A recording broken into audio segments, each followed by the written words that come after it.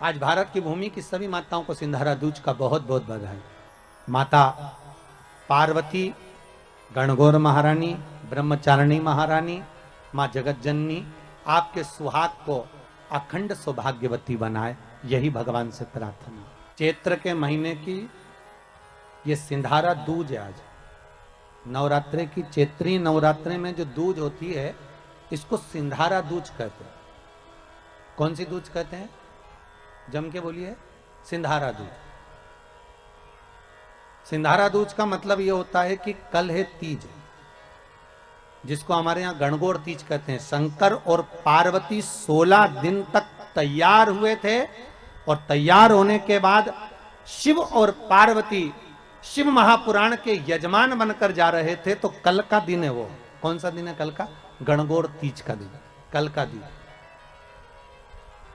चैत्र के महीने में जो शुक्ल पक्ष की तीज आती है, वो चैत्री नवरात्रे में जो तीज की तिथि होती है, उस दिन शंकर और पार्वती शिव महापुराण के यजमान बनकर कथा सुनने के लिए गए थे। 16 दिन तक पार्वती और शंकर का श्रृंगार होता है। उसमें से आज का दिन सिंधारा दूज का होता है। क्यों सिंधारा दूज कहते हैं? सिंधारा दूज का मतलब क्या है?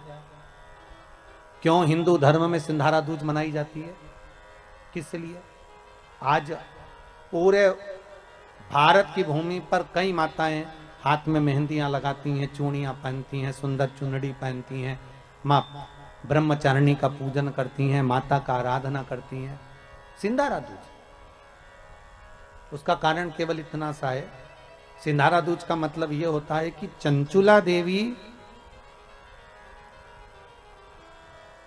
जब 14 दिन तक शंकर और पार्वती अपने गुफा में से बाहर नहीं निकले शिव महापुराण के यजमान बनने के लिए, तब माता चंचुला देवी ने हाथ जोड़कर मां जगतजननी जगदम्बा को सुंदर वस्त्र, सुंदर चूड़ियां, सुंदर आभूषण माता के चरणों में ले जाकर समर्पित करे थे और कहा, मां इन चूड़ियों को जो मैं दे रही हूं, ये लाल चूड़ी, ये लाल श्रृंगार, ये लाल वस्त्र, जो लाल चूनर जो मैं प्रदान कर रही हूं, मां बस ऐसी कृपा कर दे कि तू इन चूनर को धारण करे और मेरा भी सौभाग्य, मेरा भी सुहाग अमर कर दे। बस इतनी कृपा मेरे ऊपर कर दे। वो सिंधारा दूज का महत्व है। वो सिंधारा दूज का।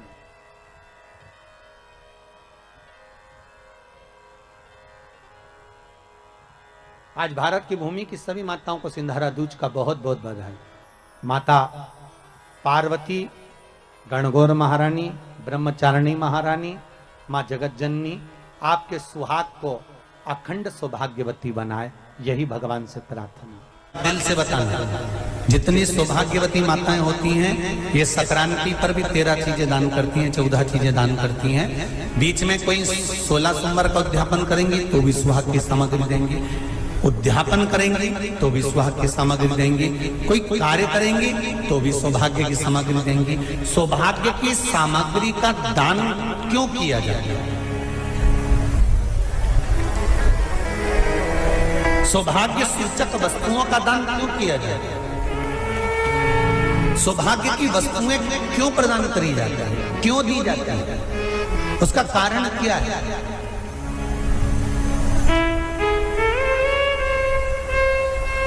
क्यों देते हैं? महाराज,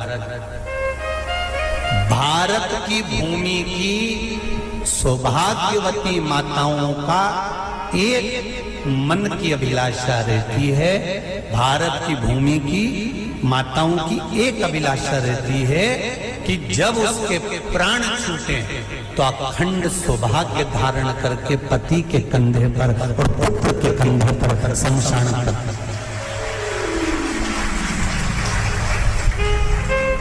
ये भारत की भूमि की माताओं की सोच है, उनके मन का संकल्प, उनके मन का भाव।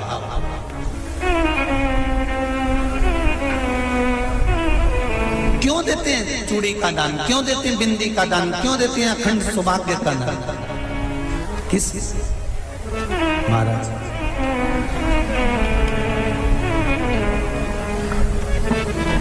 मेरे हाथों में भर भर के चूड़ी रहे, मेरे हाथों में भर भर के चूड़ी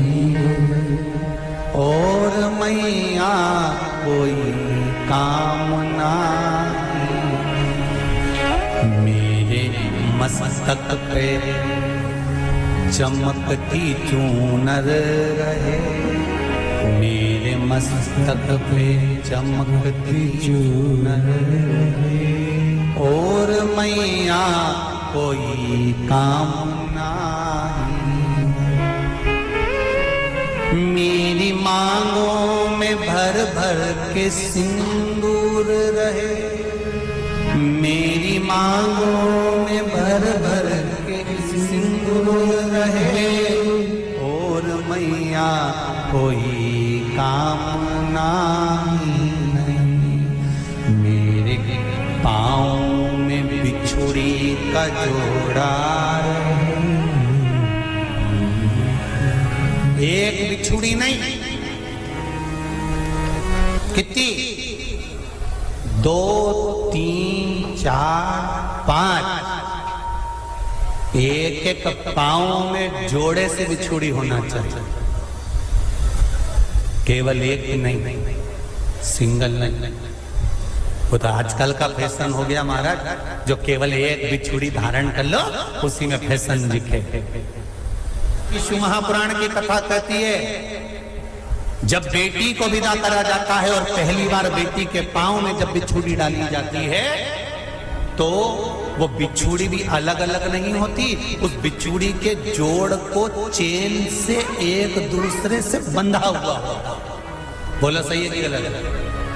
जितने आस्था चैनल पर कथा सुन रहे हैं, जितने फेसबुक पर सुन रहे हैं, यूट्यूब पर सुन रहे हैं, सुन लेना कि मेरे भारत की माताओं का जब पाणी ग्रहण संस्कार किसी व्यक्ति का होता है, उसके पांव में जब पहली बार बिछुड़ा पिनाया जाता है, बिछुड़ी पिनाई जाती है, तो वो बिछुड़ी भी एक दूसरे से बंधी हुई होती है, चेन से बंधी हुई होती है।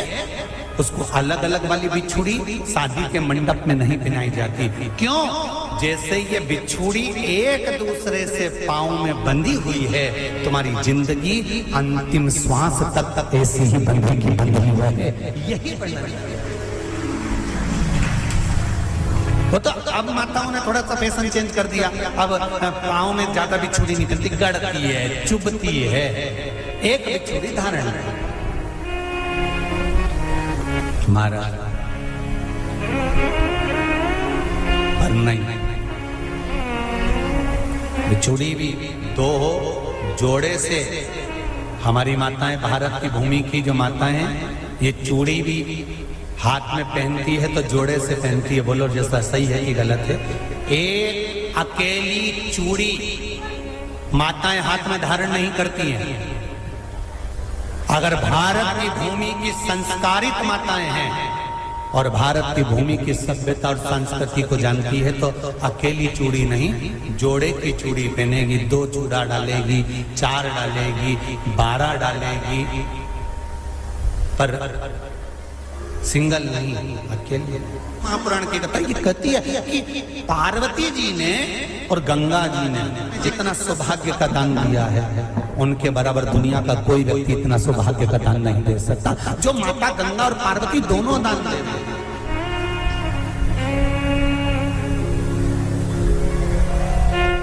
प्रतिदिन दे रहे हैं।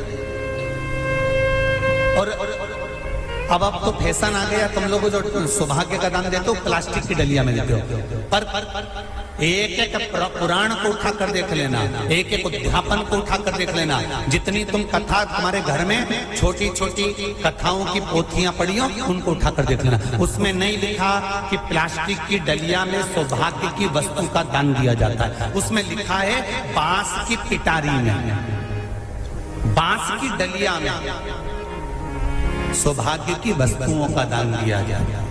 क्यों?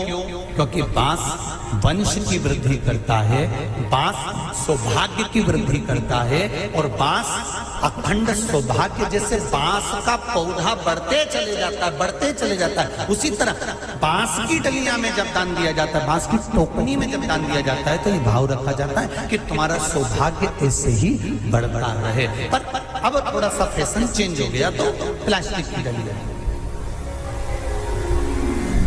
पर प्लास्टिक की नहीं। व्रत करते हैं ये किसी दूसरे के नहीं है, तीज का व्रत माता पार्वती का, छठ का व्रत माता पार्वती का, चतुर्थी का व्रत माता पार्वती का, ये सारे व्रतों की शुरुआत गंगा और पार्वती ने अपने बल से। सुंदरी के स्थान पर जल क्यों चढ़ाया जाता है? क्योंकि भगवान शंकर की सबसे छोटी लड़की जो है वो अशोक सुंदरी है, और ये जो छोटी लड़की है अशोक सुंदरी, ये नारी को अखंड सौभाग्यता का वर प्रदान करती है। कौन सी नारी को? किस नारी को अखंड सौभाग्यता देती है? तो महाराज शास्त्र कहता है, जिस नारी के भाग्य में लिखा होता है कि इसको वैधव्य होना है, इसके पति को समाप्त होना है, अगर वो नारी अशोक सुंदरी वाली जगह पर जल चढ़ा देती है तो पति पर अगर काल भी मंडरा रहा होता है तो मां अशोक सुंदरी महाकाल से कहकर काल को टाल देती है। वो अशोक सुंदरी का शास्त्र कहता है, सौभाग्यवती नारी जितना भजन पूजन करती है, सौभाग्यवती नारी जितना भगवत नाम स्मरण करती है, भगवत पूजन करती है, व्रत करती है, साधना करती है, तप करती है, पूजन करती है, पाठ करती है, आराधना करती है, अर्चना करती है, उस सौभाग्यवती नारी का किया हुआ दान, पुण्य, धर्म, भजन, कीर्तन, स्मरण, सेवा, चाकरी उसके पति के भी काम आती है और उसके पुत्र और पुत्री के भी काम आती है। एक सौभाग्यवती नारी के द्वारा किया, आवाज पकड़ रहा है, एक सौभाग्यवती नारी के द्वारा किया गया भजन, पूजन, स्मरण, संकीर्तन, नाम जाप, नाम कीर्तन उसके पति के भी काम आ रहा है और उसके बच्चों के भी काम आ रहा है। देखिए कितना सुंदर शिव महापुराण में चरित्र आया है वृंदा देवी का, कि वृंदा जितना नाम जाप करती है, वृंदा जितना नाम भजन करती है, वृंदा जितना नाम स्मरण करती है, उसके पति को उसका लाभ है। सोमवार के व्रत का अगर आप विधान देखेंगे, और हम तो कहते हैं केवल 16 सोमवार से ही मतलब मत रखो। आप माताएं अगर एकादशी का व्रत कर रही है, सोमवार का कर रही है, मंगलवार का कर रही है, बुधवार का करे, गुरुवार का करे, चतुर्थी का करे, तीज का करे, छठ का करे, आप जो भी व्रत करते हो उस व्रत का विधान स्कंद पुराण में लिखा हुआ है। और स्कंद पुराण में क्या वर्णन लिखते हैं कि नारी जब सौभाग्यवती हो जाती है, लड़की की जब शादी हो जाती है और वो अपने पति के घर में जब रह रही होती है, पति के संग रह रही होती है, तो पति के घर में रहकर जितना भजन पूजन करती है, जितना स्मरण करती है, वो उसके द्वारा किया गया भजन, पूजन, व्रत, आराधना, उद्यापन, चाकरी, दर्शन, ये सब का फल उसके पति के खाते में भी जाता है और उसके पुत्र और पुत्री के भी खाते में जाता है। पर उसमें एक बात का विशेष ध्यान रखना, स्कंद पुराण कहती है कि आप व्रत को उठाएं। आपने व्रत उठाया, कहां उठाया? पति के घर से उठाया, ठीक है। आपने व्रत उठाया सोमवार का, 16 सोमवार का, पशुपतिनाथ का, या गुरुवार का, या मंगलवार का, या बुधवार का, जो भी व्रत आपने उठाया वो पति के घर से उठाया। अब आपका फर्ज क्या है कि व्रत आप अगर कर रही हो तो पति के घर का ही अन्न, पति के घर का ही जल,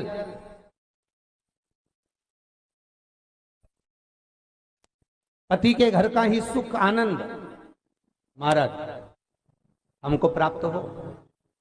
अगर व्रत करने के दिन मालूम पड़े आपके कोई तीज का व्रत, छठ का व्रत, चतुर्थी का कोई विशेष खास जो व्रत होता है, सोमवार का व्रत, पशुपति व्रत, और आप अपने मायके चली गए और मायके का अन्न जल आपने ग्रहण किया, मायके का प्रसाद ले जाकर, मायके की थाली ले जाकर, मायके का पूजन का सामान ले जाकर आपने भगवान की आराधना करी, तो स्कंद पुराण कहती है वो स्वीकृत नहीं होता, क्योंकि विवाह होने के बाद गोत्र बदल जाता है। उस गोत्र का अन्न चाहिए, उस गोत्र का भाग चाहिए। लगने लगे कि हाँ बहुत कष्ट है, कर्जा भी बढ़ गया, तकलीफें भी बढ़ गई, बहुत दुख भी बढ़ रहा है, कहीं परिवार सही नहीं चल रहा है, तो प्रयास करते रहा करो। हफ्ते में एक बार एक चावल का दाना जल के पात्र में डाल लिया, एक काली मिर्च जल के पात्र में डाल ली, और उस जल को ले गए, थोड़ा सा चंदन का छींटा डाल दिया, ले जाकर शिव जी को समर्पित कर दिया। शंकर को जल चढ़ाने के लिए 5 स्थान हैं जहां शिव को जल चढ़ाया जाता है और शंकर उस जल को स्वीकार करते हैं, जिसको पंचगंगा कहा गया। 5 स्थान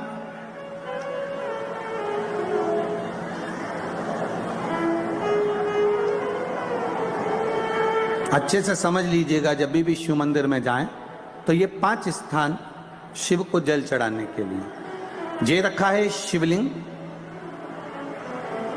गोल जलाधारी, ये चरण जहां से पानी नीचे की ओर जाता है। शंकर भगवान के 13 बच्चे हैं, 13 की 13 बच्चे, शिव जी का संपूर्ण परिवार, 33 कोटि देवता, 64 योगनियां, सब शिवलिंग के आसपास में।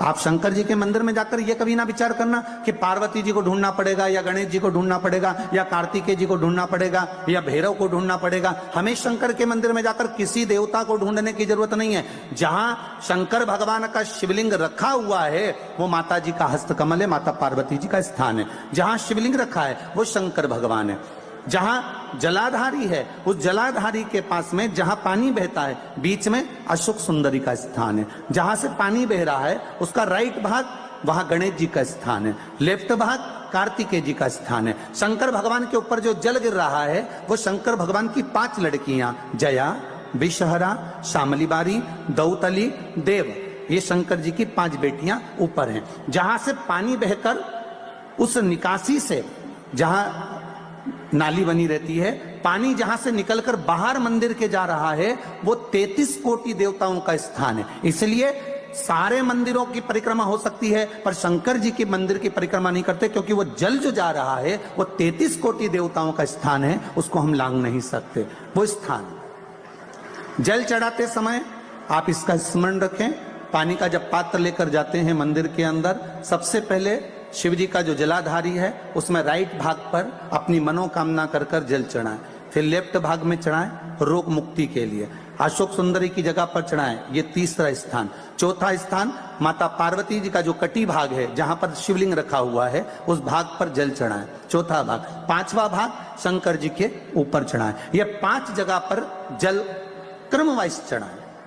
आप लोग जाते हो डायरेक्ट जाकर शंकर जी पे जल उंडेल करा जाते हो, सीधे गए और शिव जी पे जाकर आपने जल चढ़ा दिया। हमारे यहाँ शास्त्र कहता है जैसे अपन देवताओं की पूजन करते हैं तो पंडित जी सबसे पहले पूजन किसकी कराते हैं? जम के बोलो जरा, गणेश जी की। गणेश जी के बाद पूजन कराते कराते कराते कराते कराते कराते आगे के सारे देवता कराते कराते कराते कराते फिर मूल पूजन पर पहुंचते हैं। आप डायरेक्ट मूल पूजन पे पहुंच जाते हो। और सरल भाषा में समझ लो, जितनी सरल भाषा में समझोगे ना उतना अपने जीवन में उतर जाएगा। इस छत के ऊपर आपको चढ़ना है, निशानी रखी है,